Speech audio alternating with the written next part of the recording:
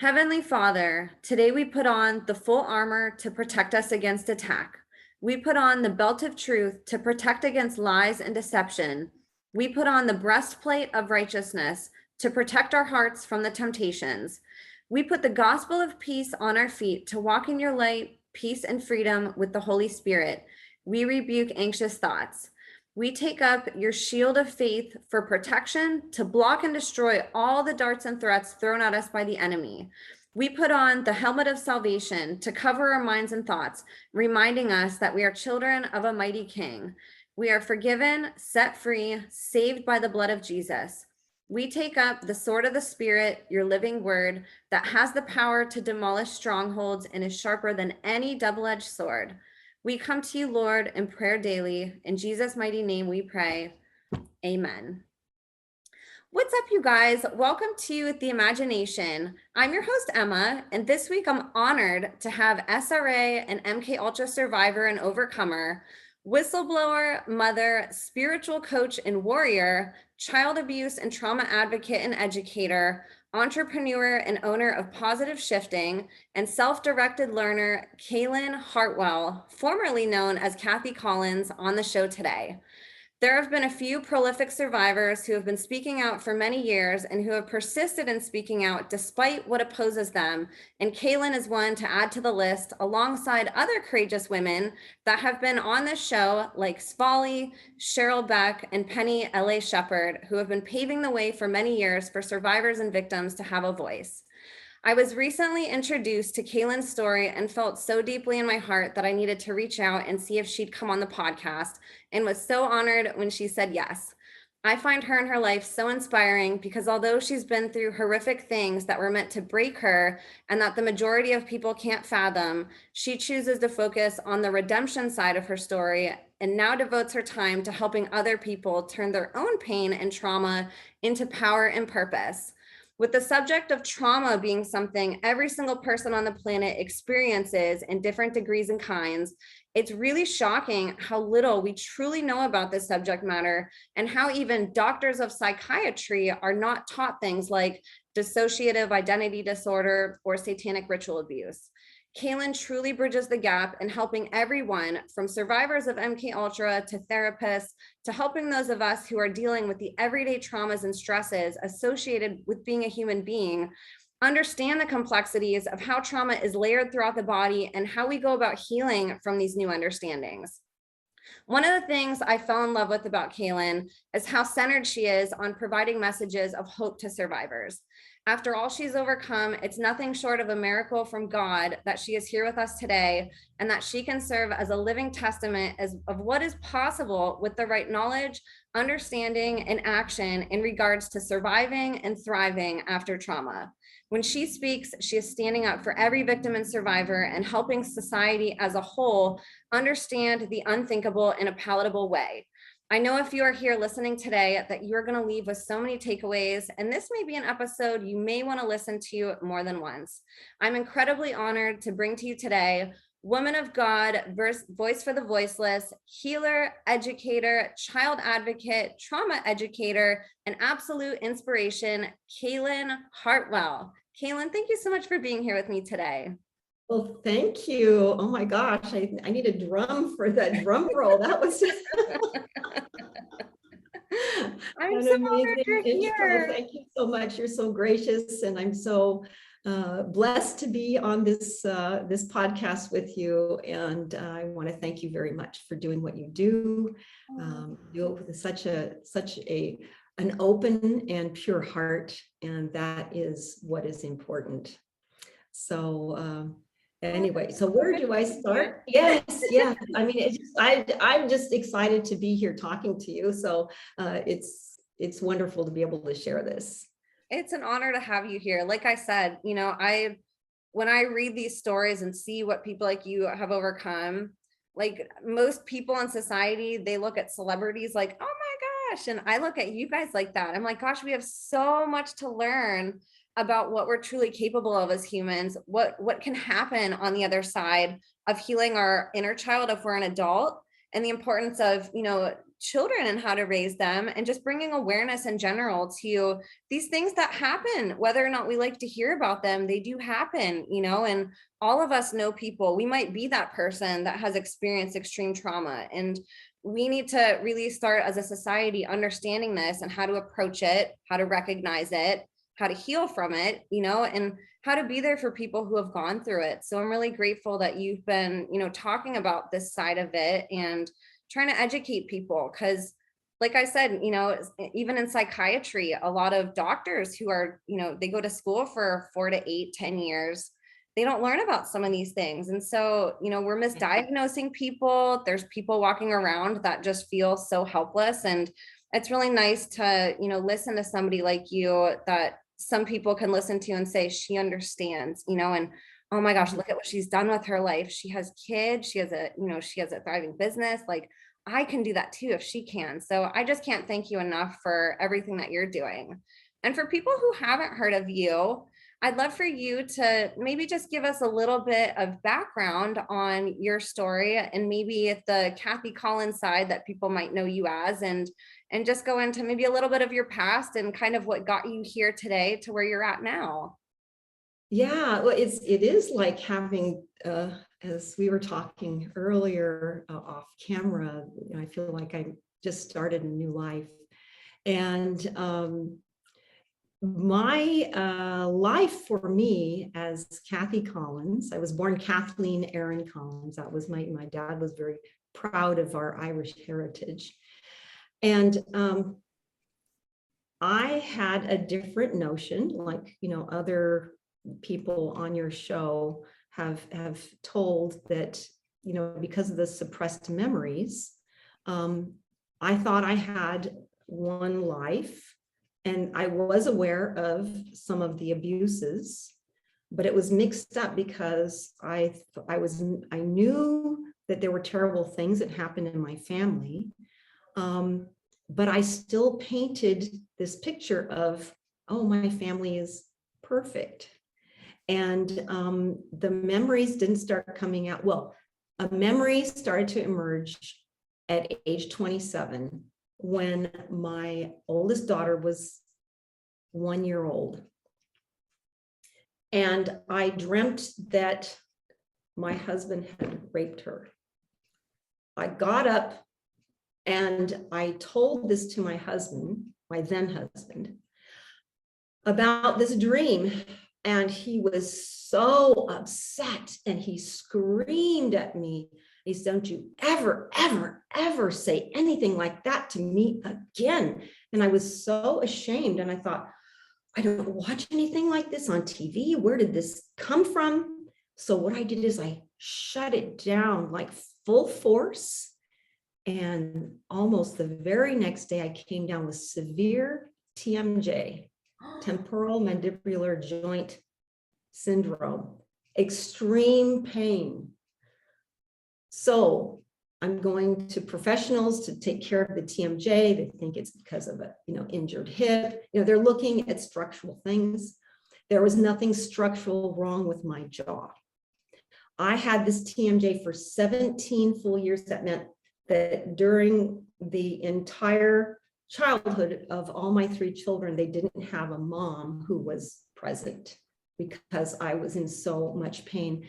And 3 years later, I contemplated suicide, which might have been the programming, because it was very strong for 3 months. Every day I was obsessed with this, wanting to take my life. But I go, oh, what are my kids? I need to find a mom for them, but I couldn't go anywhere. I was a vegetable.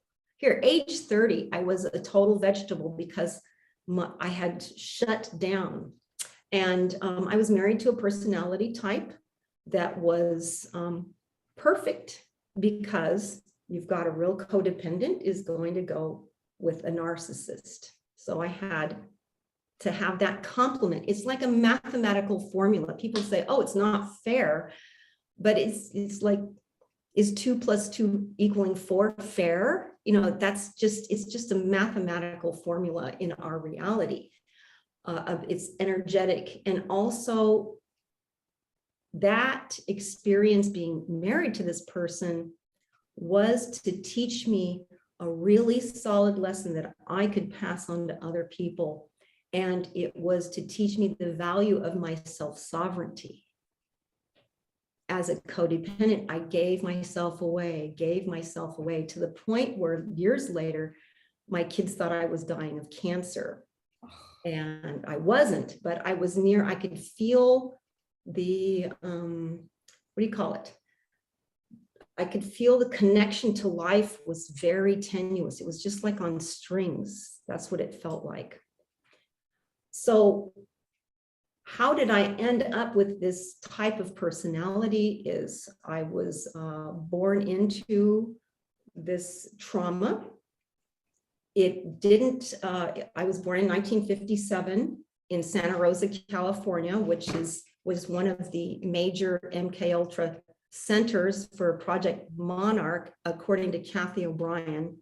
Lovely woman, by the way. I can't say enough about how much she has done to educate people.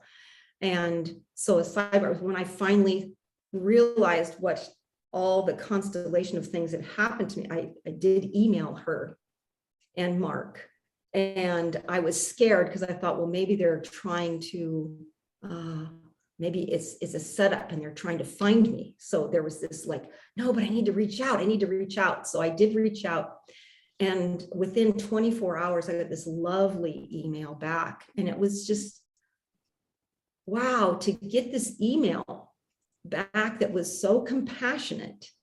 And it just still resonates with me today. So this is something that people can take away with them is you don't know how such a simple act can really help somebody and make them feel safe or safer, right? And not feel like, you know, because I thought I was going crazy, there was nobody I could talk to. Right now, it's really cool that there are people like you are talking, we're talking about it in public space.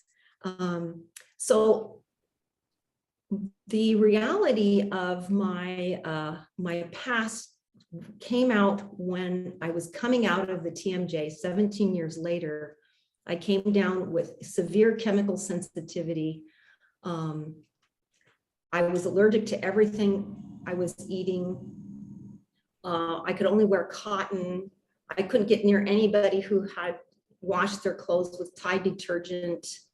I mean, I couldn't go into the grocery store. It just smelled like chemicals. I couldn't take my kids' clothes shopping because of the formaldehyde in the clothes. So I was near death, and I go, there's no place on this planet I can live. And so I asked a neighbor who seemed to be well connected. I said, do you know where I can go? And she said, well, contact Bastyr University. I was up in Washington State at the time. And it's a university that trains naturopaths. And so I called them. I said, can you give me a recommendation? Because this is my situation. They said, well, we can't, it's a policy. And I understand that, but I said, I am near death. I have to know. And so the person said, well, don't tell anybody. But they gave me Dr. Krinian's name, and I called him up, and I went to him. Immediately he started doing the detoxing, but he had some very curious questions on his questionnaire. The reason I'm bringing this up is because people who are not aware of things, their clues start coming into their awareness when they're ready. So I'm filling out the questionnaire. It said, have you ever been sexually abused? And I thought, what kind of ridiculous question? We're talking about chemical sensitivity. What does that have to do with sexual abuse? Well, apparently it had everything to do with it. So I didn't know. And he could see it right there. He could see it when he saw all my symptoms. He knew my story. He didn't know that about the SRA, right? But he knew about the sexual abuse. And sexual abuse alone is enough to really debilitate a person. And he said, you know, you were exposed. Now, he couldn't tell me directly because that would be too shocking. The shock, I wasn't ready for that shock of discovery, because that would have taken me out of totally, it would have bumped me totally out of healing. So please, therapists, if you see somebody across from you and you know by their symptoms, this is what has happened to them, don't tell them, because that's exactly what happened to my brother, and he went crazy.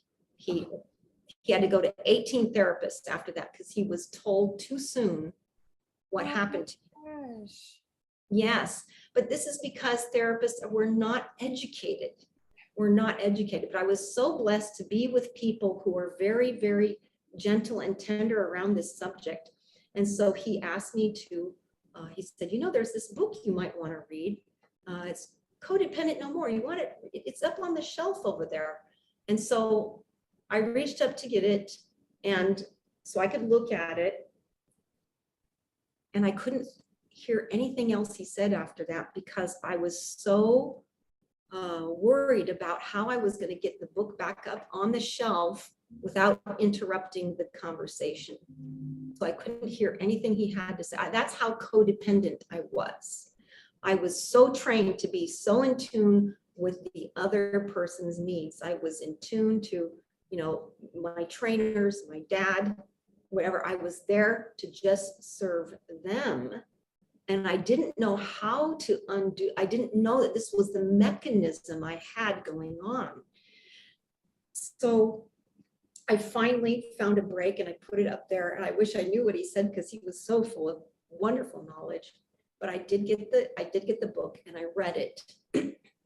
And as I'm reading it, I'm going, oh my gosh, there's stuff in here that I think my brother would relate to. And now I was pretty estranged from my siblings. This is very typical. I mean, we didn't outright fight, but we weren't, I was just on the periphery. I didn't interact with them a lot. And of course I was far away. So I called him, and he said, all he said was, well, you know what happened with our father.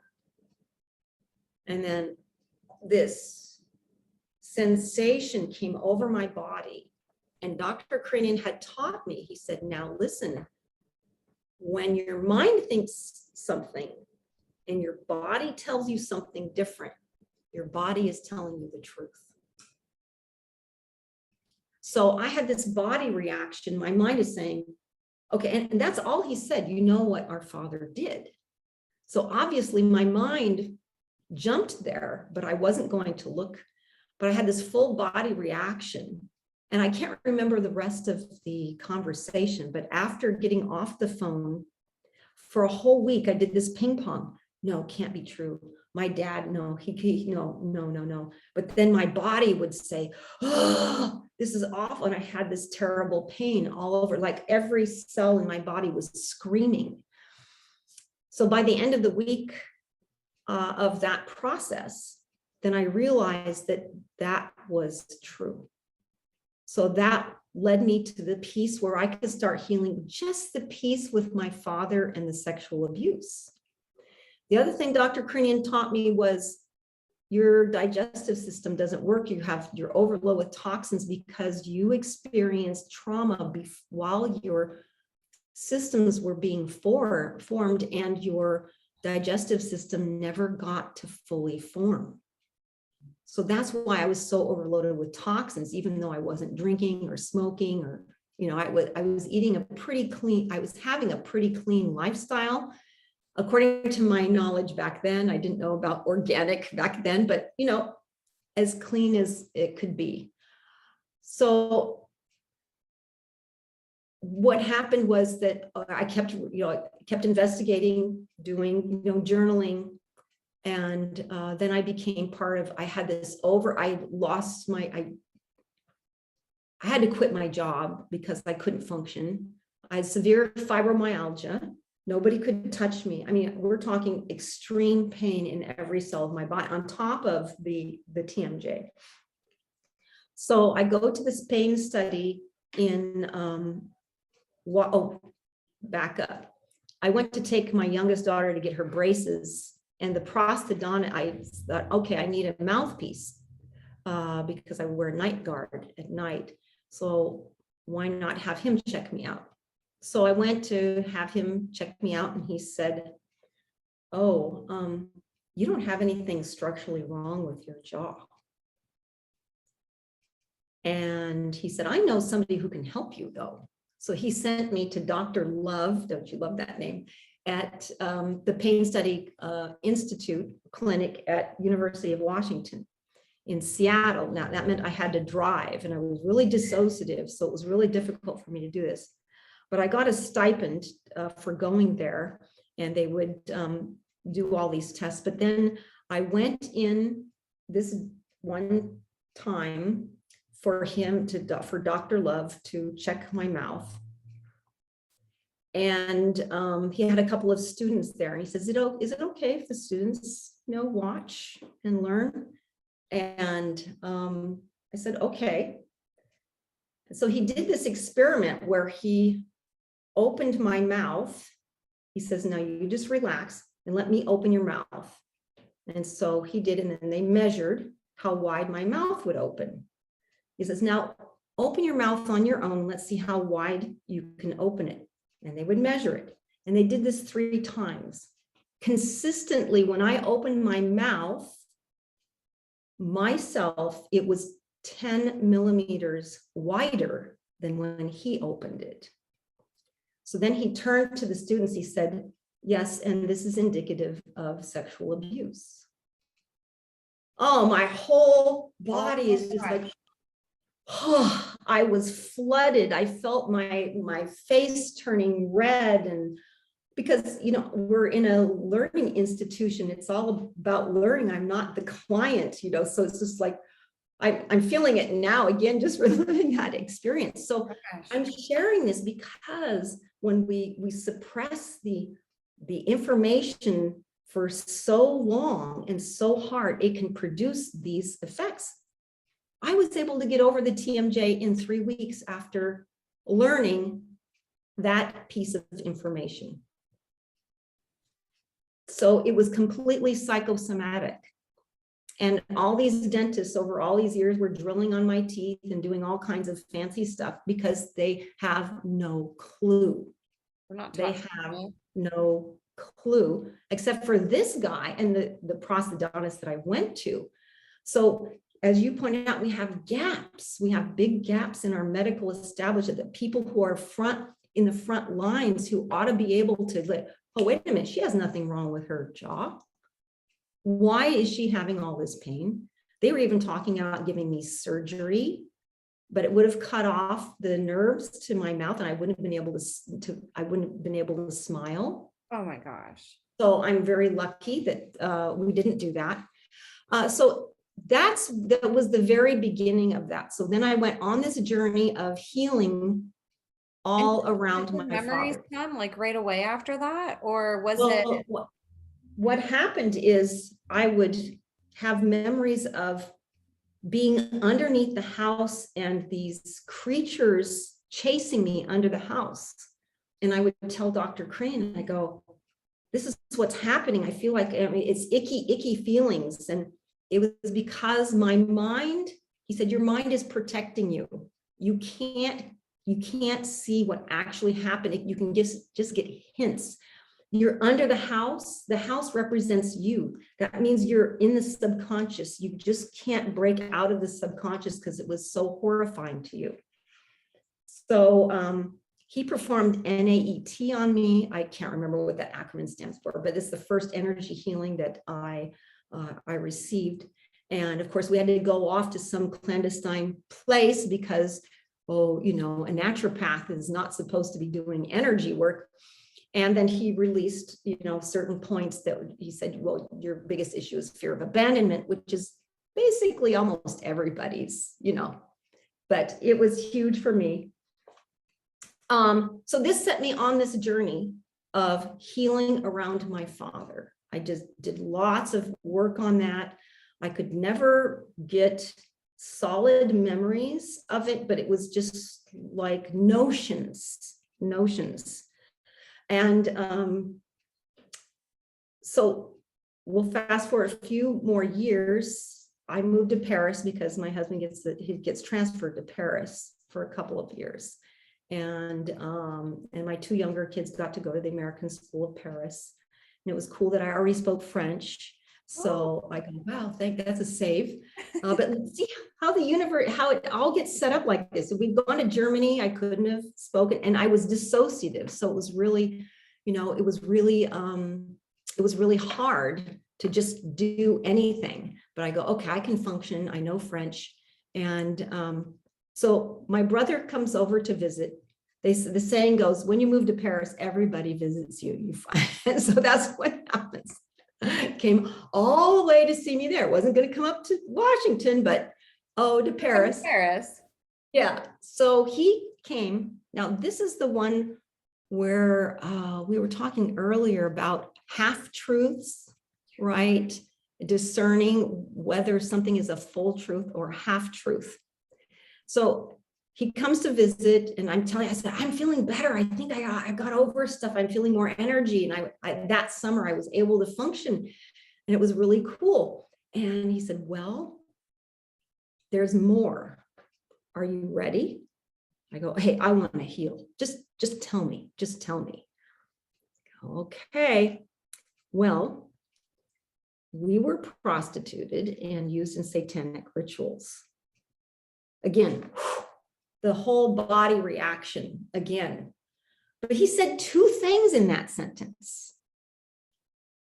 So I could believe being prostituted, because I remembered being put in suitcases and potato bags. We're talking from 2 years old.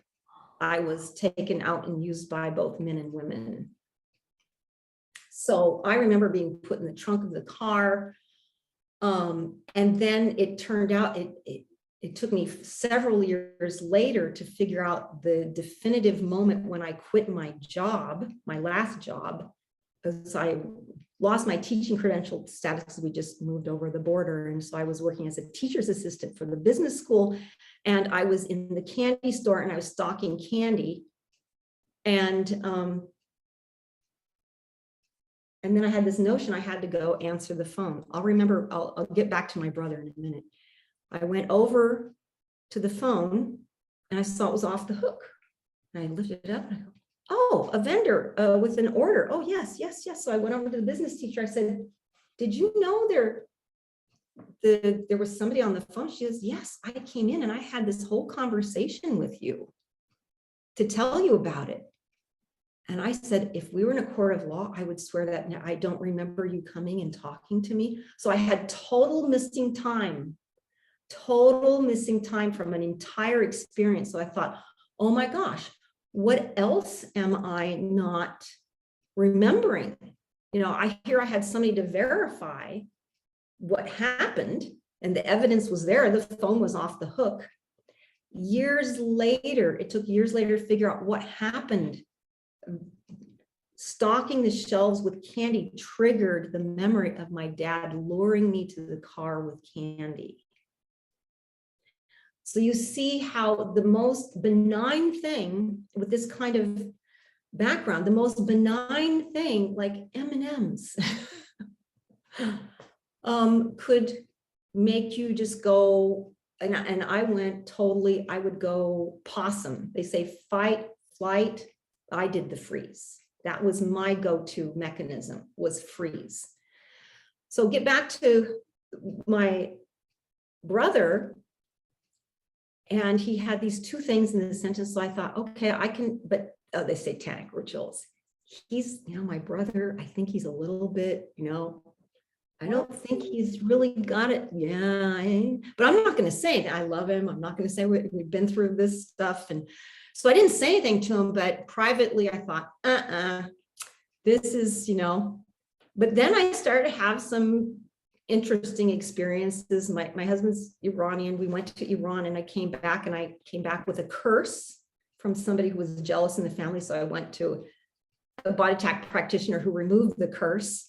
And I'm going, okay, this is really weird. I mean, because I was getting all these symptoms. I'm very sensitive. So I thought, okay, I didn't see how that was related to anything. All that's related to is that I'm very sensitive. And so we moved to Connecticut after that. My husband's on a business trip.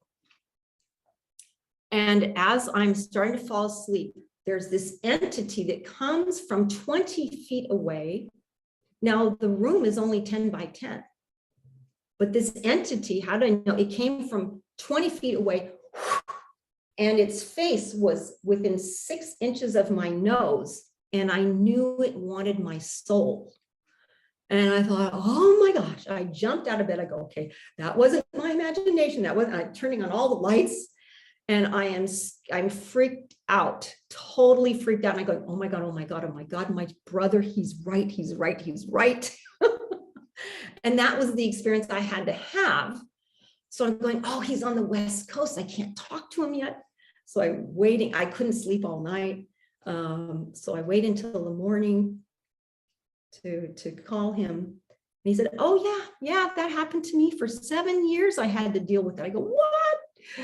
He goes, yeah, portals were opened while we were going through these things. So this was like, I'm going, okay, I need a healing team. I need to be with people who understand this. So that's when I made the intention that, okay, I need a healing team. I'm Humpty Dumpty, and I need all the king's horses and all the king's men, because this is just, I have no idea, what to do. But in the meantime, I'm learning to do body talk, which is an energy healing system, and I'm trying to help my kids overcome, the issues of our family, because, I married somebody who was like my father. Now, not as bad, right?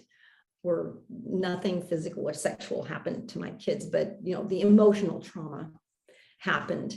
And so we get back to Washington, and then I find out I need to divorce, because I realized that my husband was with other people. Oh, I'm And sorry. I could hear him on the phone. And in the meantime, he was telling me, well, if you can't keep up with paying the bills, then we're going to have to just sell the house. And here I'm on disability, and I'm really scared. And so any kind of threat, it was really easy to threaten me because I was so trained.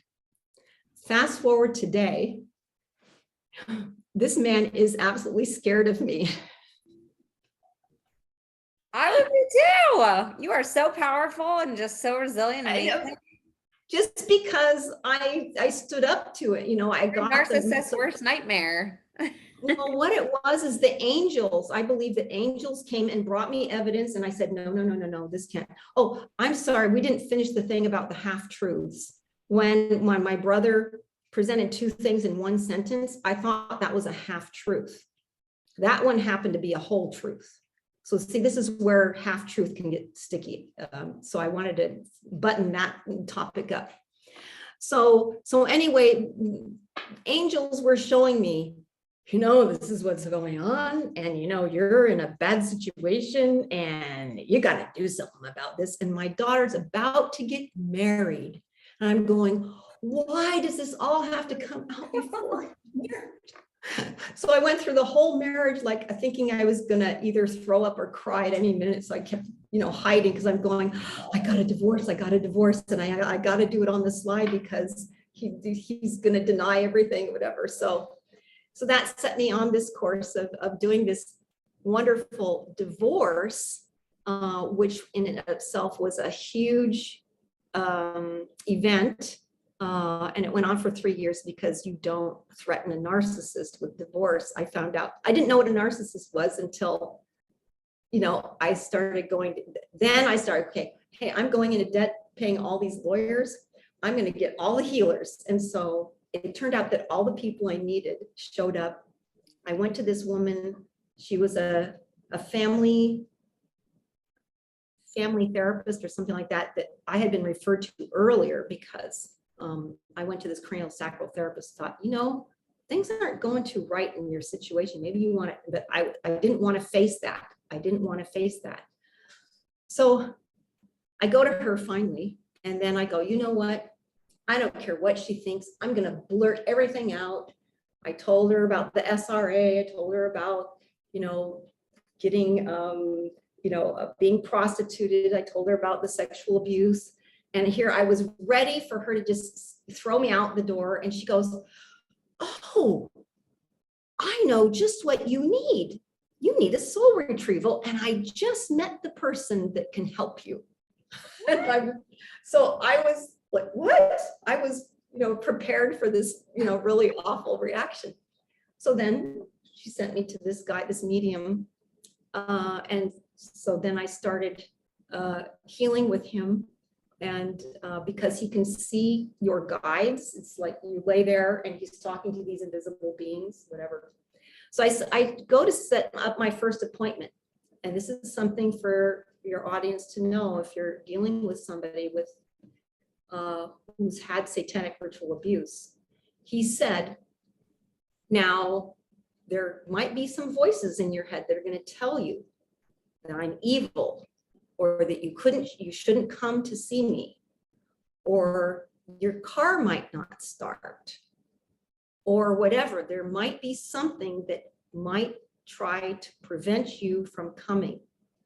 You need to resist that and push through it. Well, I've got a real stubborn streak in me, so that it served me well. I go, okay, I'm going to anchor in. And sure enough, the fears, no, I shouldn't go. Oh, yes, I'm going. So I went, and my first appointment lasted 8 hours, which was unusual. And he said, oh my gosh, I've never seen anybody release so much, excuse my French, the SHT, in one session. And so healers like that work with, in the world of spirit, language is through images and animals and things like that. So it's not always with words. And symbols, lots of symbols. Right. And so he's trying to tell me about all these fantastic things, but what he does is he puts the protective, the Christed light, brings it in, makes everything protected, whatever. He goes to open up the energy. It was booby trapped. It sent him onto his knees, and he said if he didn't think quickly enough, he would have died. But he was able to, he goes, oh my gosh, I should have, but he'd never dealt with somebody like me before. He'd never dealt with satanic ritual abuse. And then later, now I don't know how far down the rabbit hole we could go, but there were a lot of fantastic things that happened there. So in my journey, discovering I went through the shock of discovery for 2.5 years of just discovering all these really gnarly things. And, but I couldn't make it out. I can't remember how far into those 2.5 years. I think it was like maybe 6 months. I was calling to make the appointment with him. I can't understand, why would somebody go have all these things happen to them? You would think that one of these things would be enough. And she said, well, haven't you heard of MK Ultra? Like everybody knew about it. And I go, no. And she said, and so she's the one who directed me to listen to Kathy O'Brien. So then I started listening to that. And then that's when I started. Now I'm going through this divorce at the same time I'm going through all of these discoveries. So I'm feeling like, how am I going to be able to hold this all together? So I'm generating a lot of fear. I mean, I was re-experiencing terror. Terror can be like your cells just exploding. It can also come as your blood just turning cold, like ice. So I go, oh, wow, I know all about fear and terror. Isn't how wonderful is that? What a good reason. Oh my gosh. And so, you have to have some comic relief along the way, or else you're gonna give up. So I'm having all this creepy stuff is happening in the house. And we get a cat. I'm there just with my youngest daughter now, because the other two are off in college during this the divorce era. So we get a cat because we think, okay, if the cat's bumping around, we'll go, oh, there's a noise. Oh, it must be the cat. So we're sitting at the kitchen counter, and we're both feeling like this cold, like coming up our back, and we could both feel. And how did we know the other one is feeling the same thing? This is the mystery of how we're all connected, right? So we look at each other, didn't have to say anything. So we go to look back at the cat because we're both thinking that, okay, if the cat's chill, it's fine. We look back at the cat and her fur is and we go, no. So, not supposed to happen that way. Not. So there's this one night, I'm laying in bed and I hear this knocking in the wall, really loud knocking. And I'm scared half out of my wits. So I call the next morning, I call the medium, I said, what's going on? And he goes, that was you. You created elementals with your thinking. So you've got to stop those fear thoughts. And I'm going, yeah, I remember reading years earlier in the Hindu tradition, they're talking about how thoughts were things. Oh my gosh, I was living that reality. He goes, you need to go into non-fear. So my whole education with this guy was, as we're going and discovering things and then I went to another therapist who's bringing up the memories and what they're back and forth. They were working in tandem with each other. I would go to her, I would journal. I got this wonderful dream interpretation book by Tony Crisp. Oh, amazing. I got it for $1 at a book sale. And so I was interpreting my dreams and I'd go to the therapist and she says, where are you getting this information? I said, well, this is a book. I only spent $1 for it. She goes, I've been doing this for 20 years. These are the best interpretations. So I was getting really into digging deeper. I finally got out of the basement of the house and I was getting into the house, and the house represents your body, and going into the different rooms and so forth and having experiences in that. But then sometimes they were actual like memories. And then I would remember people doing things, like I felt so guilty because I knew they were doing stuff to my brother who's 5 years younger.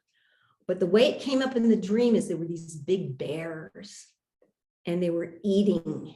And then I was going, oh, I can't save them from the bears because I couldn't go there to the literal. But then when I woke up, I go, oh, I know what that was representing. So when people have these, if the trauma is too great and they're highly sensitive, so me being very sensitive, that means that all the torture I went through was magnified. Oh, yeah. Or than the average, an average person. So I go to the therapist and, I was going to cranial sacral therapy, visceral manipulation. Then they work with the viscera. I don't know if you've heard, but it's very, very gentle, and so he's working on me one day and he asked me, oh, were you involved in any rituals by any chance? I said, well, yeah. I was, and at this time I knew, right? I was in the knowing, and I said, yeah, I was used in satanic ritual abuse. He goes, oh, because I see you laying on a slab with your hands and feet tied. So that's all I needed. I go, okay. So I took that, I go, I'm not gonna process this on my own. So I went to the therapist. She did EMDR. And she did it with a selenite stone, which doesn't, if you know about selenite, it doesn't absorb any negative energies. Oh. Yeah, I have one. They're just cool looking, by the way. So I go in there and I told her about this and she goes, okay, let's do this. Let's go into there. So we go into the memory. Now, how this felt like, it was when I was 5 years old, it felt like, did you ever watch the movie The Matrix? Yep. When Neo gets sucked down that tube, that's what it felt like. I felt like this memory was physically sucking me in down this tube to this place. And there I saw myself as a 5-year-old. I was naked, tied down to this stone altar, which was exactly the same altar, by the way, that they put in the opening scene of Sherlock Holmes, the movie. What? When I saw that movie, I go, how do they know what that's supposed to look like? How do they know? Anyway, but then I'm standing outside of myself and I'm wearing clothes and I'm my 5-year-old self. And there's this beautiful woman standing next to me in this gossamer gown. Oh, it just makes me want to cry. She's so beautiful, so gracious. But I'm looking down at the child there and then I see the 3 hooded figures. I can't see their faces. And they're saying, well, we can't break her. We can't break her.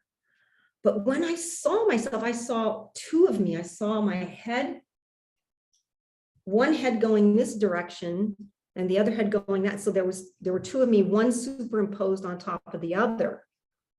And one was going one direction, the other one was going the other. So I thought, that's really weird. So she helped me through the experience. I was so grateful there was somebody there. And I was thinking, man, this woman isn't running out of the room yet, And so we got through that. I calmed down. It was really nice to release that. And so then we knew I was ripe to go see the medium and have the energy removed. So this is how it works.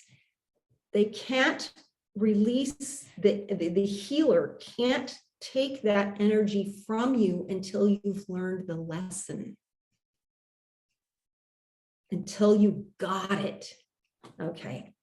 So I learned, I learned what happened and I got it. And there's a lot of stuff that's not at the cognitive level. But anyway, I go in to him and I said, I saw 2 of me. And he said, oh, you saw 2 of you because one of you were separated. Whenever a child or anybody goes through trauma, a piece of their soul leaves. And you were watching a piece of your soul leave your body. I said, why is that? They said, that's to preserve innocence. So by me going through that, reliving it and understanding, and by the way, the woman who was standing next to me was my higher self. So it was a very beautiful scene. So he was able to do the soul retrieval, where not only was I able to retrieve my soul, you don't do your entire soul, right? A piece of your soul. So we were able to bring back that piece of my soul from that incident. And then he brought in all the pieces from my soul, from all the past life, because I'd been tortured every single lifetime up to this one. That's the kind of soul I've got, I guess. I don't know. But anyway, he said it was like a lights. He said, I wish you could see it. All the lights are coming in. And he's saying, yeah, and he's having a wondrous time. And I'm feeling really good. I go, oh, wow, this is so cool. I get to be whole again. Well, that was just the beginning, because there was so much I had to do to become whole. But it's just an amazing thing to happen, to be able, he said that, yes, this can only happen because the energies, of course, this was in 2007 or 8. So the energies finally opened up for us to be able to do this. This was not possible until now. So this is a message of hope to everybody. And since then, the healing energies have been opening up and the consciousness of everybody going through their traumas. I know that COVID was not fun. Like, it wasn't fun for me to go through the divorce and everything, but I learned, I go, wow, I cannot be a victim. I have to stand up for myself. Nobody's going to stand up for me. I'll go back to the Matrix. Again, I love this scene. It's one of my favorite movies. The scene where Neo is going to rescue Morpheus. Morpheus is tied to the chair and he can just barely function. That's a really good analogy for us because Neo, the one, could save him only when Morpheus tried to save himself. He had to get up out of the chair and meet him halfway. Beautiful metaphor, beautiful metaphor. And so this is where we have to, you know, as individuals, no matter what we've gone through, and everybody's gone through stuff recently, everybody. Yeah. And if you haven't personally, you know somebody and that affects you. And to just know that this is part of our, actually, you know, we're growing up. We're growing out of it. You know, it's, you know, a child when they're growing, how they'll have growing pains, you know, so we're having growing pains. I've gone off on tangents, so please help me. Oh my gosh, all that was so valuable. No, thank you. Okay, because I want to make sure I'm not just rambling on and not giving, I want to be giving useful information that will empower people, because there was so much I learned along the way, so much, because there wasn't a day that didn't pass that I wasn't focused on healing. Because I so badly, my entire adult life, I was in utter pain. And, you know, I've come recently, I was able to let go of the PTSD. And the last piece of that was nutritional. Because with the fires here in California, 3.5 years ago, I came down with dementia because of the toxins in the air. You know, when you have heavy metals in the brain is what causes dementia. And I knew that. I'm going, oh my gosh, I need a detox system. I'm not around healers here who can help me. I've got to do this on my own.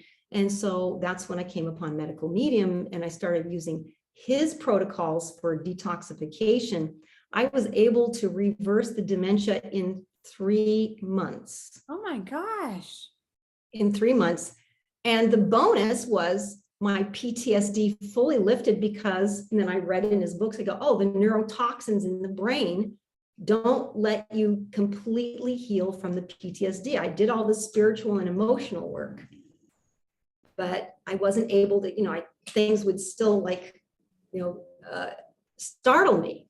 And I go, whoa, and oh, I don't have photophobia anymore. I thought I was just born with photophobia. And photophobia is when lights hurt your eyes. You know, any overhead light would just, you know, I was always, the house was always dark because the lights would hurt my eyes. The sun would hurt my eyes. I go, oh, the sun is, oh, and I don't have acid reflux anymore. So it was, you know, when you do the holistic thing. So here's another message is that we've got to address our well-being at every level of our beingness, our nutrition, our thinking, our beliefs. And we don't have enough time to go into that, into the belief thing, but the beliefs are, this time, the beliefs are the drivers of our, you know, if you've listened to Bruce Lipton and all of those people, they definitely are the drivers. And I'll give an example of this one. So I tell people to become like a Sherlock Holmes when you have curious things going on in your life and they're unexplainable. Try to find out, well, what is going on in my subconscious that's driving this? And this is before the divorce era. And this is when I was sick on the couch a lot. And my oldest daughter was in high school. She invited me to go to this really cool, you know, woo-woo bookstore in Seattle. And so we were going to go there and look at the tarot cards and fun stuff and then go out for a hamburger. So we went out together. I had a lovely time. I was going, wow, I'm having such a great time. This is wonderful. Oh, and we get home, not only like 10 minutes after getting home, I get this immense pain all over my body and I have to go to the couch and I'm laying down on the couch and I'm going, wait a minute. I wasn't exposed to any toxins. I was going through my checklist. I had a wonderful time. Oh my gosh, I got to be with my, with my teenage daughter who wouldn't want that, we went, there were no negatives. I go, how is it that I am just so sick? And then I laid there, and I call it tuning in. That's, some people call it praying, opening up, meditating. Then the information came in. Oh, I had the belief that it was forbidden to have fun. So I automatically punished myself with physical pain. The brain will just, it's like, okay, I'm on to you. So I use the Eckhart Tolle method, where you be the watcher. And I invite anybody who hasn't read his stuff, go read his stuff. Amazing. So I read him he was my guru for 3 full years, every day, just listening to him. And so I thought, okay, the next time this happens, I'm going to catch it. And so it only happened just a few more times. And each time I didn't get as sick, and it didn't last as long. So I was able to undo, but I had to shed the light of knowledge onto that belief. We have these beliefs that we really were totally unaware of. And I didn't think, when I went to the pain study, they had me go through cognitive therapy. I don't know if you've heard of that, right? So it's very left brain, you write down what your thoughts are, whatever. And they had me have this little timer that would go off, and I had to write down whatever was in my mind when the timer went off. I was so shocked, because I thought I was a positive thinker, because I was always listening to Zig Ziglar and all these positive thinking people, Brian Tracy, Tony Robbins, you name it, right? And I couldn't believe the thoughts. I was embarrassed in front of myself. So that's another exercise that I'd invite everybody to go through, to go out and clean out that library, because guess what? It can create disease, or it can create problems in relationships, problems with money, you name it. It's gonna pop up as a problem somewhere. Because why? Because then the problem is just the messenger. Hey, you see this? You see this? This is not the way we're meant to be. We're meant to be in balance. We're meant to be in harmony. But coming out of this era that we learned through opposites, we learned love by experiencing hatred. We learned loyalty by experiencing betrayal, etc., etc. We're letting go of that. The new way is coming, and the new way of teaching. We don't teach so much the way, like instructing, we teach by example, being an example. And then people will say, oh, and that's what happened to Eckhart Tolle. He was this example of total bliss. And people said, well, how did you do that? He goes, I don't know. I guess I got to go figure this out. So then he started studying so he could have words for it.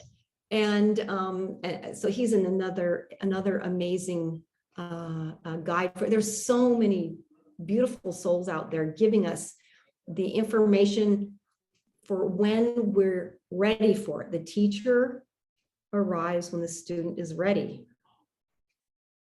And so that's where we're at. It will come, because I wasn't ready.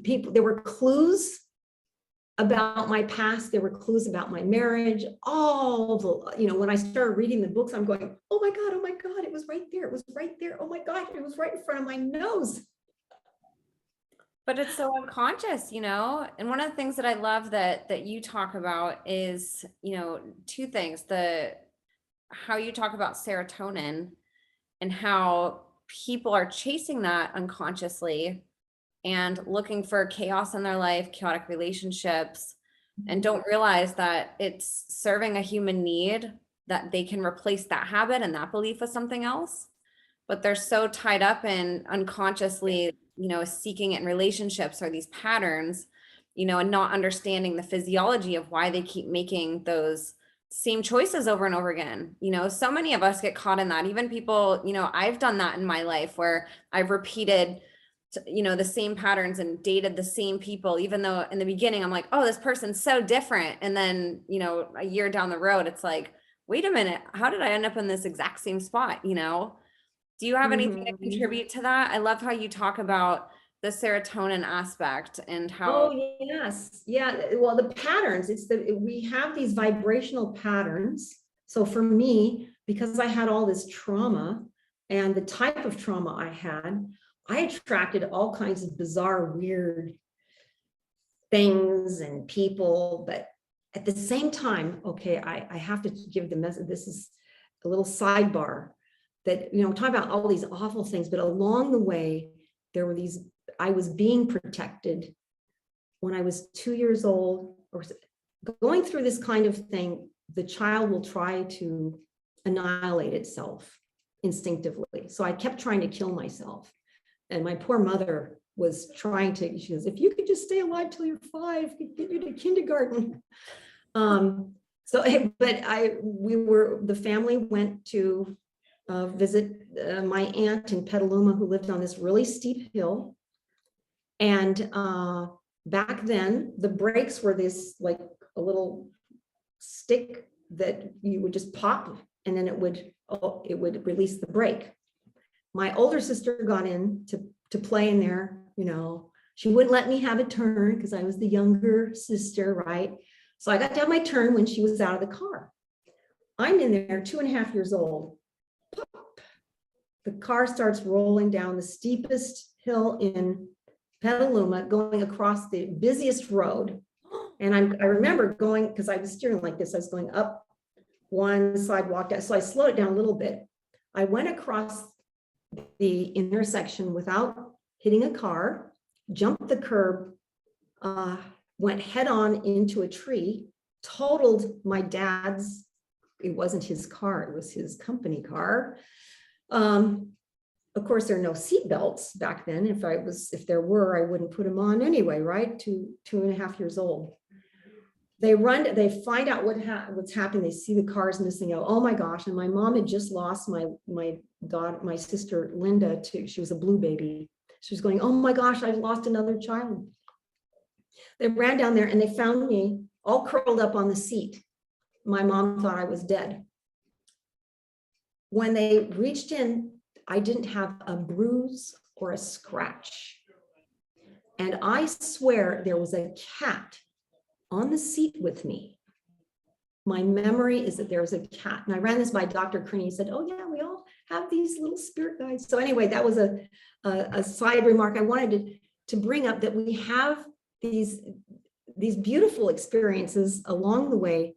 If we're meant to stay alive, the universe is going to find a way to keep us alive, right? And if it's time for us to go, it's time for us to go. So that's where we can let go of the fear of death. It's going to happen when it is supposed to. It's never going to be an accident. You might have an excuse. Oh, you fell off the cliff or whatever. That might be the excuse. But the timing is something that has been like programmed, if you will. So you can just let go of that fear of death. Now I forgot where we were. I forgot the trail. So get me back on that trail. Oh, the serotonin. Serotonin, yep. Yes. So the serotonin, yeah, I kept attracting all these people. And then when I was told that I was going to continue to have, by this time it was one-stop shopping with my husband. Because I got out of him what I got from my dad, from my mom, my older sister. She was set up as my enemy. She wanted to be my friend, and look at the outside world there, see what happens to us.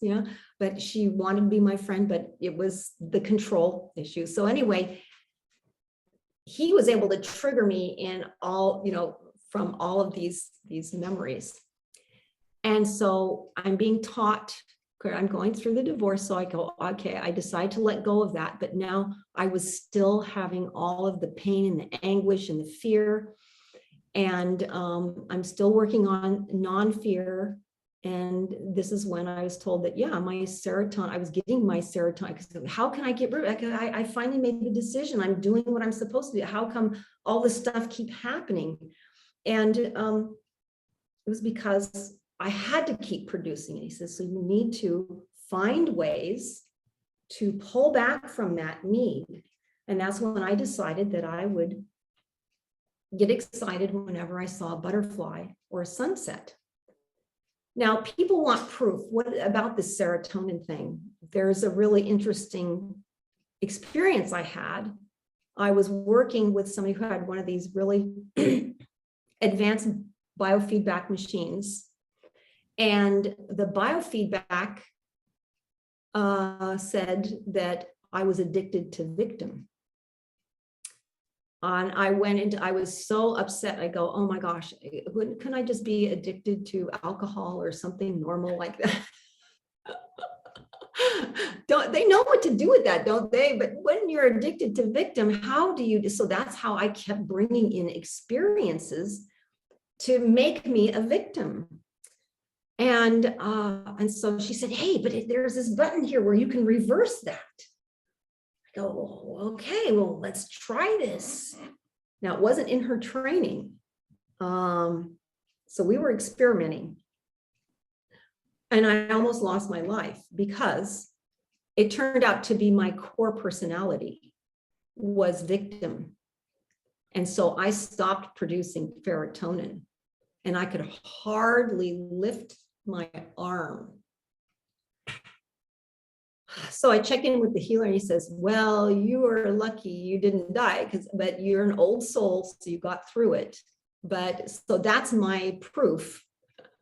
When my core identity was reversed, and of course it didn't stick because I wasn't ready for it. I didn't have the lesson.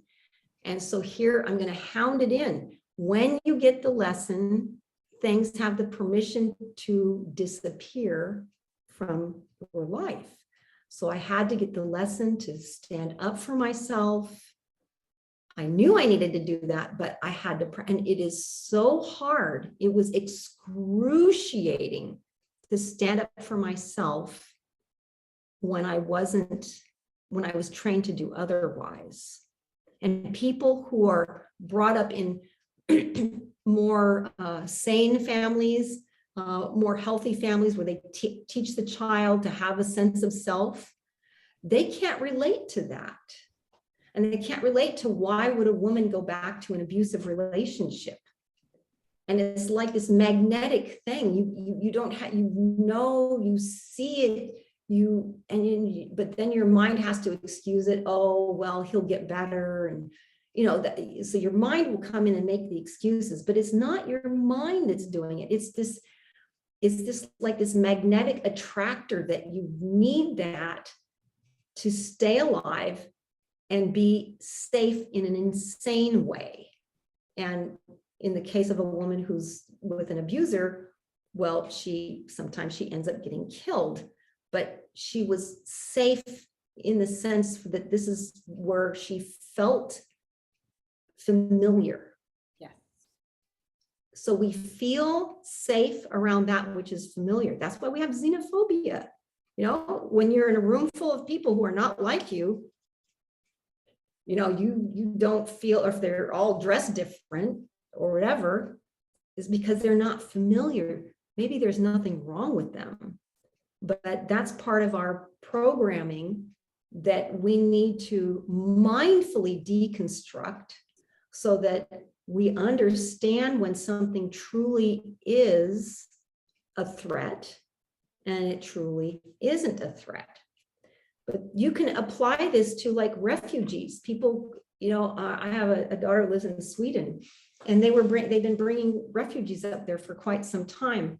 And the people there would complain. They go, well, wait a minute, these refugees, they're bringing refugees from the Middle East where they're going through tons of trauma, bombs, you name it, and they bring them up to Sweden where, I don't know if you've ever been to Sweden, but there ain't much going on there. It's just like, everything's nice. They're very even tempered. they would never invite Tony Robbins there, believe me. He's too out there for them. So, but they don't understand when they bring these refugees and they go, well, wait a minute, they're in this safe place and they're going bananas. It's because, well, you took away too much of their trauma too fast without training their nervous system to adapt to this new form of safety. And so I was just pulling my hair when I was seeing and hearing people on the news, talking about, complaining about them, how they were ungrateful or they're just, impossible or whatever. But some of them, did adapt, but it's a big problem. And it's a big problem around the world because we have lots of refugees. Yeah. And then they end up being, a lot of them will end up being mugged. They're the ones who are getting mugged and so forth. It's not because they're bad or they deserve it. It's because they still have this energy pattern of trauma. So as a species, we need to recognize cycles of trauma and stop the cycle of trauma and heal the people. And we don't discount anybody's story, no matter how wild. Because when you invalidate somebody, that's what happened to me. I went to the psychiatrist. I just did that because I was in the divorce. You can only go to the people who are certified by the court, right? As bona fide, experts.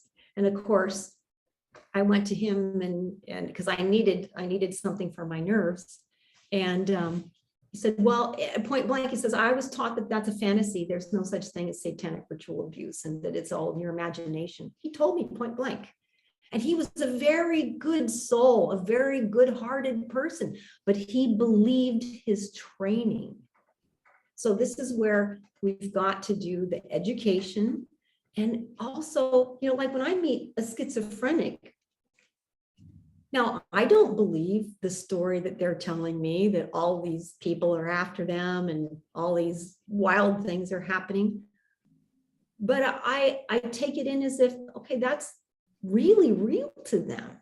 And they need to feel safe by somebody just listening. The act of compassionate listening can be so healing.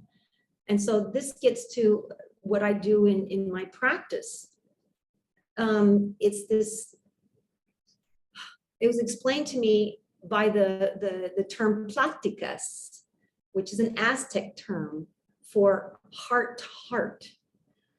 And so the Aztec shaman understood that if somebody's been through a trauma and they've completely healed from it, then when somebody comes to them to simply talk to them and relate their experience, just by the act of communicating heart to heart, the wisdom of that healing transfers to that person. Because that's the way we're designed. How beautiful is that? So that's why I got so excited that I go, oh, I got clear, I don't have any demons, none of that stuff. I was vetted by more than one healer. I said, are you sure? Are you sure I'm not going to do anything crazy? I don't have any programming left, or, and also that I've forgiven. And see, what does it mean to forgive? Is that my goal, just like Eckhart Tolle explains, the goal wasn't to forgive, the goal was to heal.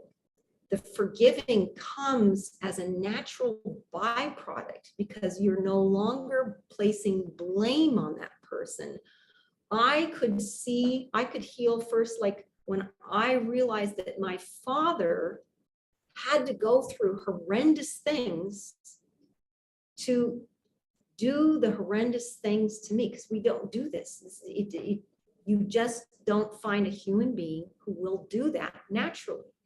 Why do they have to train soldiers to kill? Because it's not our instinct to kill, okay? So I had to go into that and go, and then, now this might be a little bit much for some people, but I do believe that we make soul contracts. And I did have a soul contract with my father to do this. And he actually did a service because this was the excuse that got me to the healer so that I could go and retrieve all my soul pieces from past lives. And that I had worked with him in lives prior where we were, what do you call it? We were supports for each other. This time he had to play this role. Unfortunately, when we come into these roles, sometimes we forget. Well, most of the time we forget, and we can get distracted by the role, and we can go a little too far, whatever. And, but he did wake up when I was around 11, 12, and he realized what he was doing.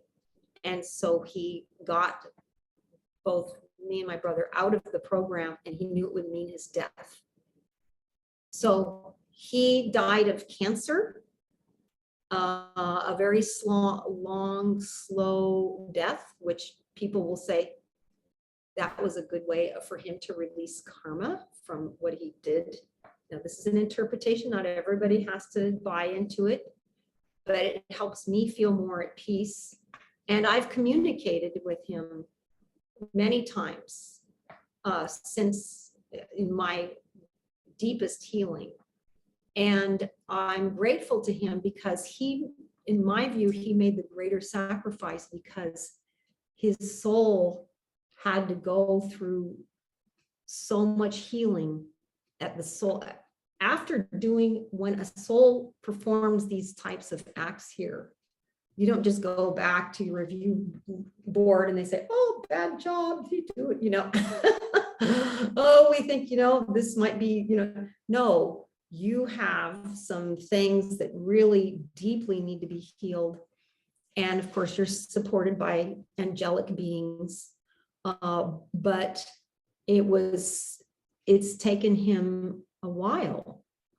And I'm so grateful because now I understand that this was our agreement. Now, of course, to die.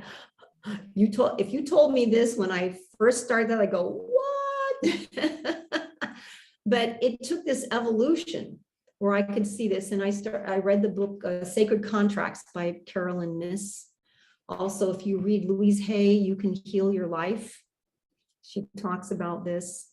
And so when we realize that we are more in command than we think we are, and then we can understand that we're truly not victims, and that we can, okay, I'm not a victim anymore. Okay, it just doesn't just reverse just by thinking that. You have to retrain, you know, and there's certain circumstances where I go like, okay, I'm an older person, right? The computer, sometimes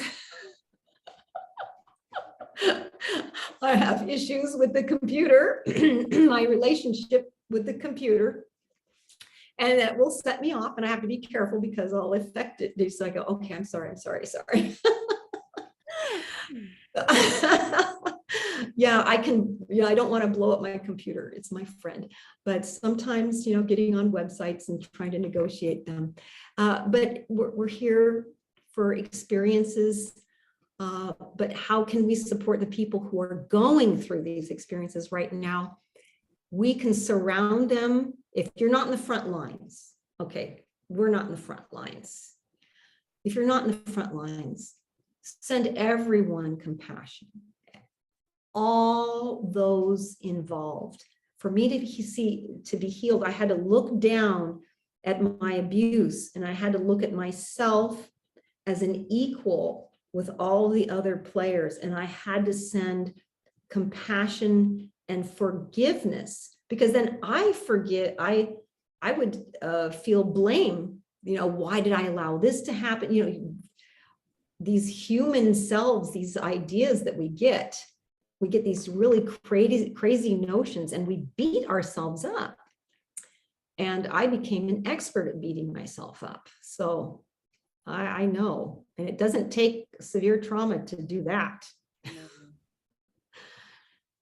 100%. That's so beautiful. And I love that you know, it's always controversial when I talk about not just forgiveness, but in looking at multiple different lenses whenever we think about abusers, right? Because when you say, I'm going to forgive somebody, or I'm trying to understand how that person got to where they are, people misinterpret that as we have empathy and excuse what they did, right? But that's the piece that's really missing for a lot of society that does know that this goes on is, and it's very justified, the emotions that stir up when people learn are, you know, anger and, you know, just being so mad and enraged and infuriated. And I think that's justified. But when we don't sit here and say we need to have a better understanding of this, we need to understand how a perfect, innocent child that's born without hate, without any notion of abuse, what happens between then and when they do become abusive, right? And so we're kind of at the point where we can understand what an innocent child looks like. We know what abuse looks like, but bridging that gap between what happens, that's where I think the compassion comes in, is to realize, oh my gosh, what makes a person be so evil that it's beyond the comprehension of people who hear about it? You know, these are people that were inflicted with so much trauma, had no idea what love was.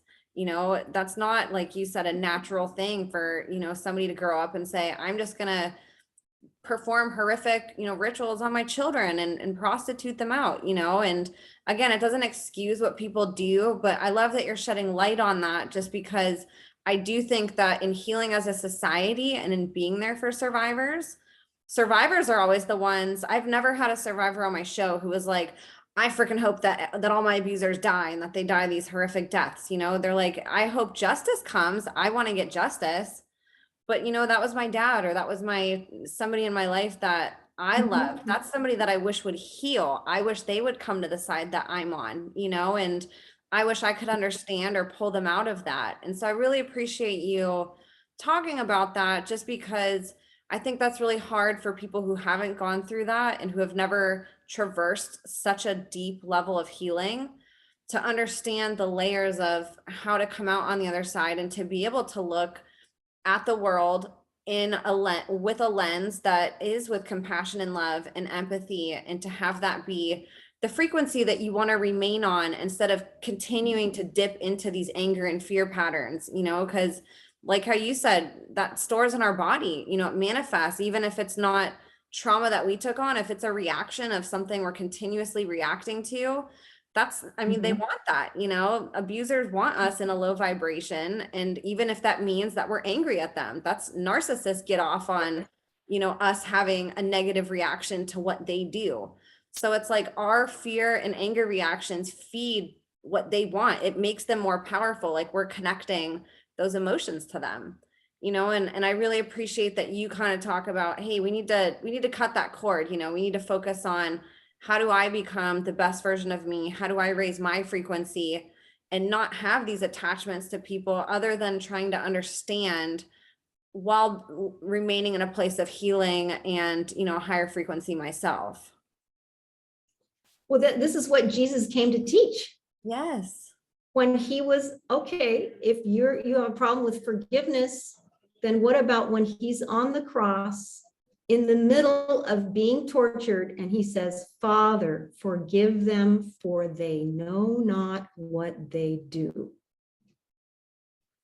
He knew how to hold compassion even while abuse was being perpetrated upon him in the moment. So I thought, okay, I learned how to forgive something in the past. Now my goal is to be able to forgive in the moment, the way it's portrayed in this beautiful story. And we focus on all the trauma and, you know, the nails, and we get all distracted by the story. And you go, well, wait a minute, you forgot the whole point. The whole point. Look at what he's doing, this most beautiful thing he's saying at this time. And we're not talking about that part of the story, that is the big part of the story. And it's compassion. You know what compassion is? And I got this definition from Anthony William. Compassion is love that understands suffering. Oh, Yes. that's So a the really world good empathize. needs compassion. So if a person sees a terrible thing and they're feeling like, oh, I'm so angry, or they want revenge, whatever, if they could at least, but they're sending, actually, it's eating themselves, right? So when anybody that we destroy, it's actually affecting anybody else. So when you're imploding on yourself, you're doing a disservice to humankind.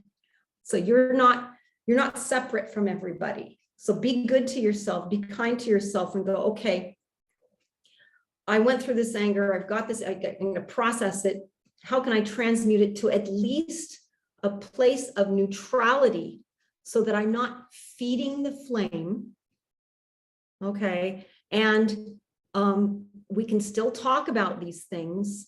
To be able to talk about things without getting overly emotional. We get overly emotional when we still have unhealed pieces. When I listened, so one of the things I wanted to do to vet myself to see, okay, can I really help people, is I watched several of the trials of the ITNJ. Have you heard of them? No, I don't think so. The International Tribunal of Natural Justice. And they interviewed the gal from Australia. Wow, I forgot her name, but I saw her name listed on your website. So they interviewed, it's an international tribunal. Now the people, these SRA survivors, MK Ultra, the survivor, and the people from the other side who came to this side, came in with their documentation and said, this is what I have, the documentation, the police records, this. So I could, and they would go explicitly into the tortures and what happened to them. And I found that I was able to hold compassion around that. And I didn't go into reaction. So that was my test for myself. I'm going, okay, I did heal that. I did heal that. And even if I don't do anything further with that healing, because I'm connected to everybody, that's helping everybody in some way.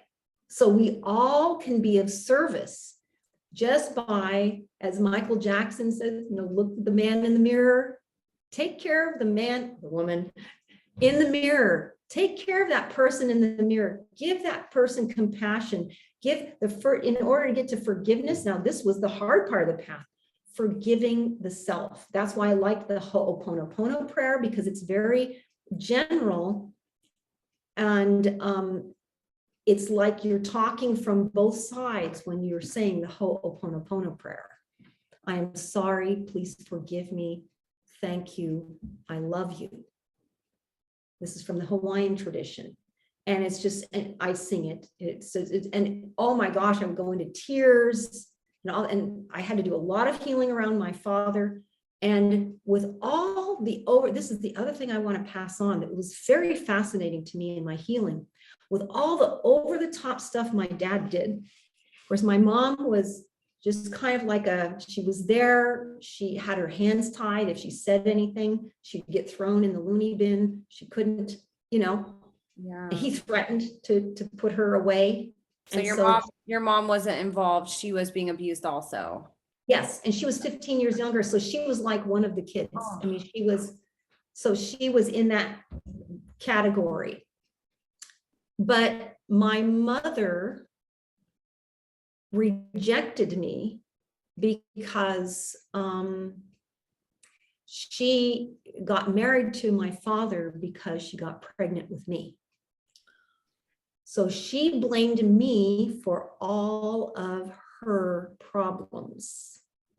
So from the very get-go, she rejected me. In my healing, the deepest hurt was being rejected by my mother.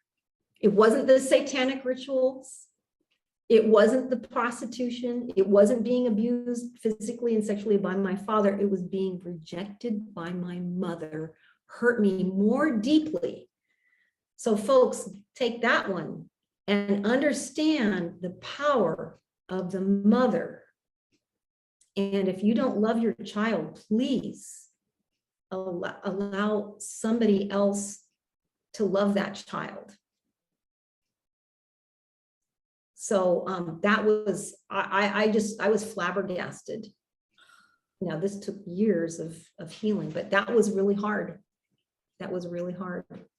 And it's so understandable. You know, that's something, if people just had a great relationship with their mother, you know, you don't realize, like, you know, one of my guests that I had on, John Paul Rice, he talks about children, babies, the mother and the father, those are like God to the child. You know, the child doesn't, that's their whole, they eat, breathe, live their parents. They're dependent on them. That's the only things that the child knows and depends on every day are the parents and the mother, you know, that connection. And when you don't have that, the different side effects that end up unconsciously, you know, building, forming, and being created in that child's young, impressionable mind, you know, that's another thing I don't think as a society we've gotten away from that. You know, there obviously is an agenda to break up the family unit, which has been very successful in a lot of ways.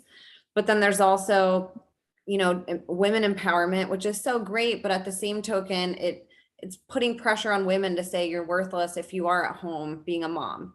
You need to be out working and be, you know, a badass woman and, you know, a boss babe. And, you know, not that I have anything against women who work, but that young baby and that young child just needing that, I don't think people realize, you know, the extent of damage it does when that mother's not there for the child. And so I appreciate you talking about that a little bit.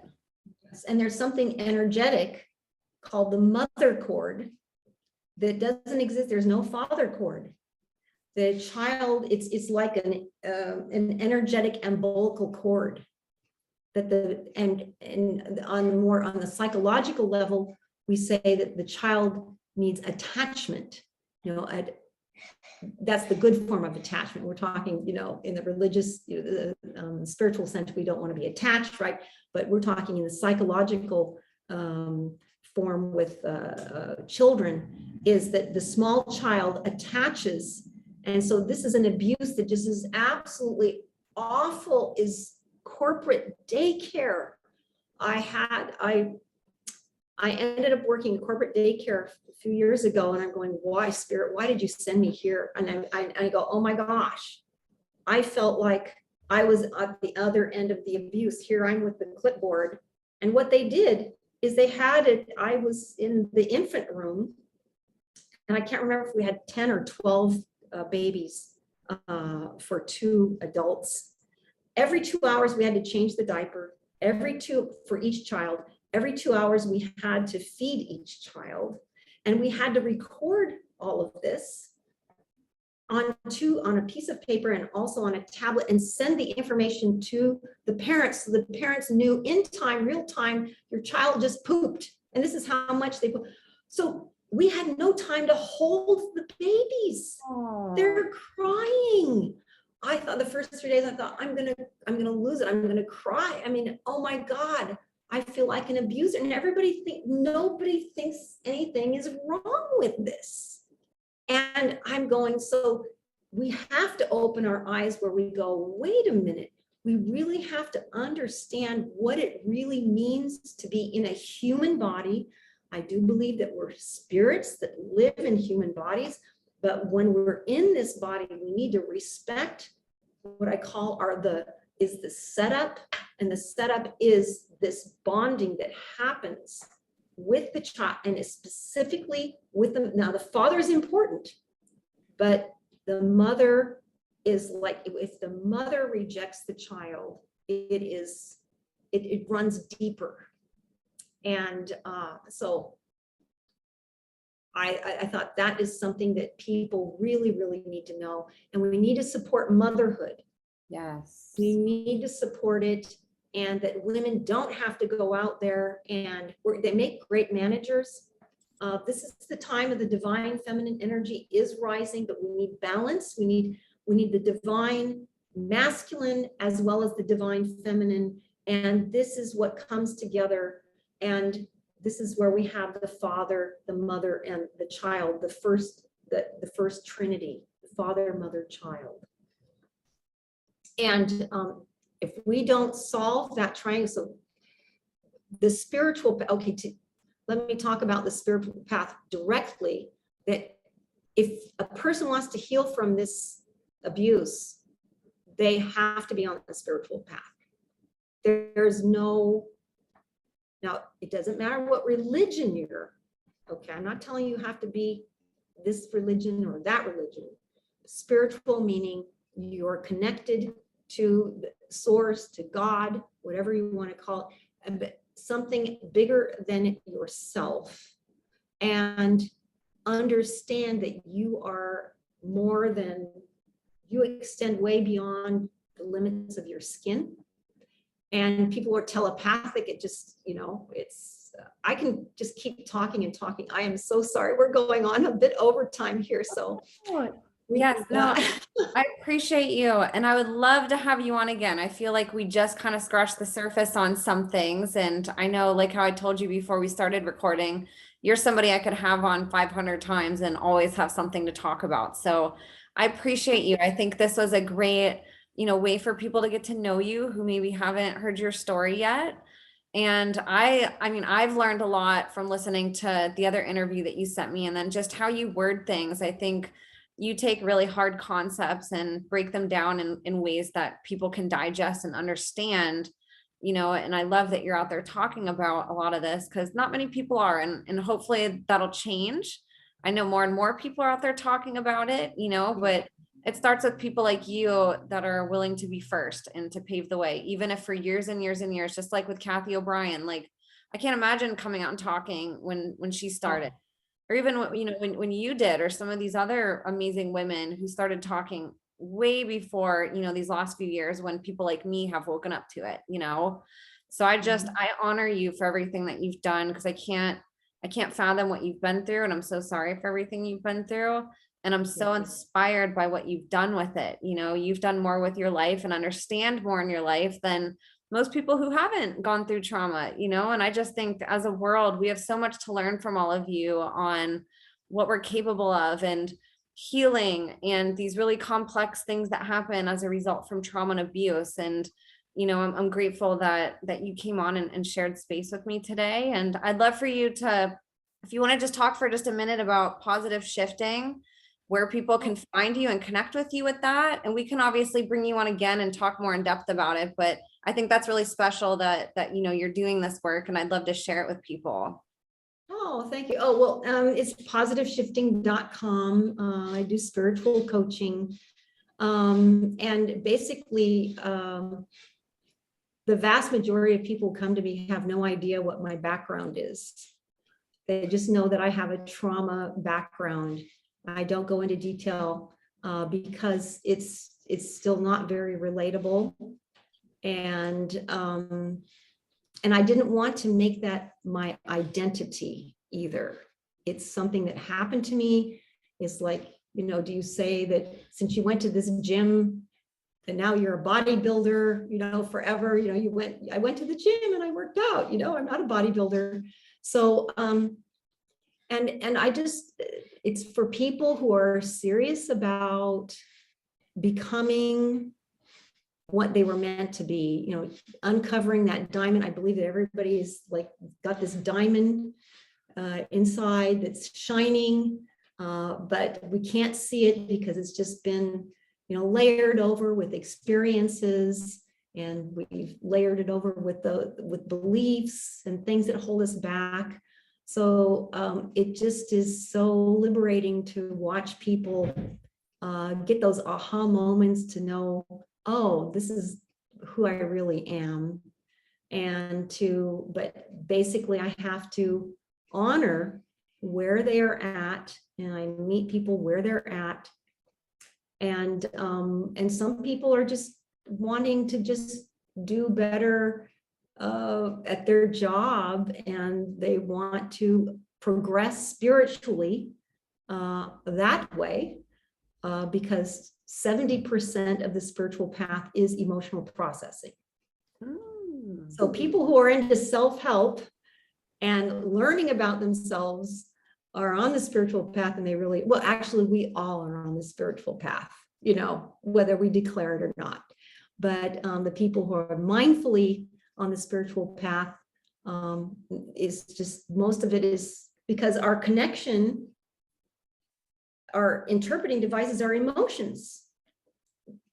We know what's going on through our emotions. Those are what give us cues. And if we didn't have emotions, then we wouldn't, this is the way we're set up as human beings, right? And we have very intense emotions. So we have to learn how to use them as tools for our benefit instead of becoming victims of our emotions. So it's all about reframing. I like to reframe things. So when somebody comes in, I watch their speech pattern, and then I'll go, oh, I see the theme. Do you see the theme? And then we pick up the theme. It's not about the details. We get caught in the details, just like Jesus on the cross. We're going, oh my God, the cross, the thorns, the blood. Wait a minute. What did he say? What did he say that was so profound? You guys, that was it. He came there with this beautiful message. So I want to end with that, you know, like to send everybody compassion, and I invite everybody to move into their compassion for all the beings that exist here. So That's just beautiful. And are you on social media at all, or is your website the best place for people to find you? the website is the best place. I'm not really good at social media. I started doing Instagram, but on Instagram, I just post all of mostly my healthy food. It kind of like, we didn't talk about the personality disorder thing, but it's just kind of fun for me that, okay, now I have this personality on Instagram, and it's all about helping people. And I'm trying to figure out how to put things out in snippets so that it's digestible for the average person, not just for, I get to speak openly about SRA because of you, but I don't do that. I'm still sorting out how to do things without getting put in a niche. So I want to reach as many people as possible to tell them that, no matter who you are, no matter what your background, no matter what your journey is, healing is possible and joy is possible, and the rubber band effect is true. I've talked about that in the past, but I got to experience it, and you've heard about the rubber band effect, right? And so for listeners, the farther back in darkness you go, when you let go of the rubber band, the further you get. So in November, I was dealing with excess joy. How and beautiful. I was so ungrounded for a few weeks ago. Well, okay, this is like anxiety because I still can't type, but it's really cool. That's an imbalance. And I went to my naturopath. She said, well, I think that's a good problem to have. Everybody else has been coming in with depression. So it's like these experiences clean you out. They scour you out. And if you can appreciate that and appreciate your new vessel, if you will, then you can go and help other people and spread the joy and the hope.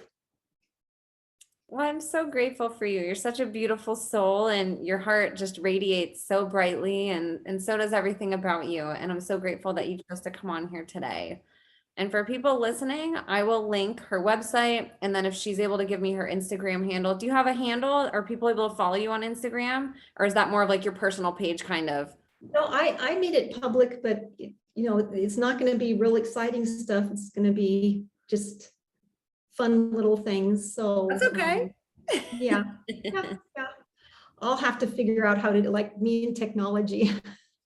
It's always a work in progress. There's so much. And then once you learn it, they add new features and do new stuff. It's just, Yeah, never yeah. ends. So I'll link all of her information below in the show notes. Please, everybody, continue to say prayers for Caylen as she continues to sort out how to best present this information to the public and then speak out on platforms like this. I think everybody that listens knows that spiritual attacks are real, and there's a lot of opposition that doesn't want people like Caylen to have a voice and to be able to share this information so people like you and me can learn. So continue to pray for her, go support her business, follow her on social media, reach out to her, contact her on her website, hire her, and just shower her with love and compassion, and take everything that she learned and spread that love and compassion with everybody that you come in contact with. That I think is the best way that you can honor Caylen and the legacy that she's creating and gonna leave behind. So thank you all for listening. God bless you, and we will see you all next week.